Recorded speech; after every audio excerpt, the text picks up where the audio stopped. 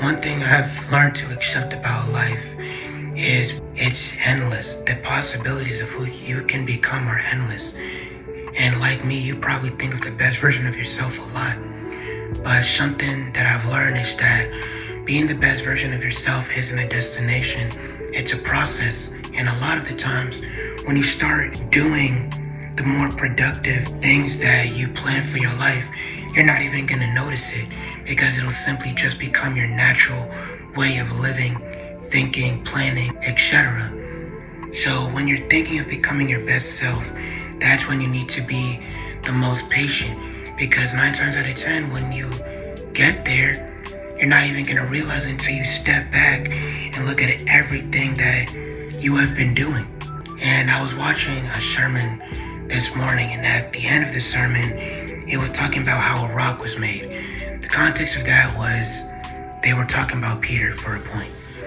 But the process of how a rock is made is it goes through the fire, it's put under pressure, but in the middle of that pressure, there is a transformation that happens to where the final result is the rock being the way that it now is.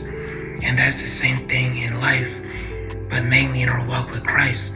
God will let you go through certain trials to show you where you're at, show you what needs to be worked on, and will put pressure on you to purify your desires, purify your vision, and get into alignment of what He wants for your life.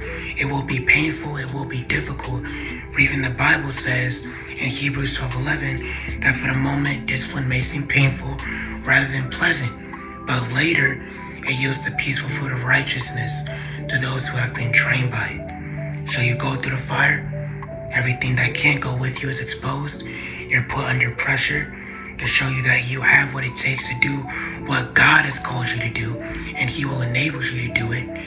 And once you trust God to bring you through that process, you will find yourself being the version of yourself that you had always envisioned.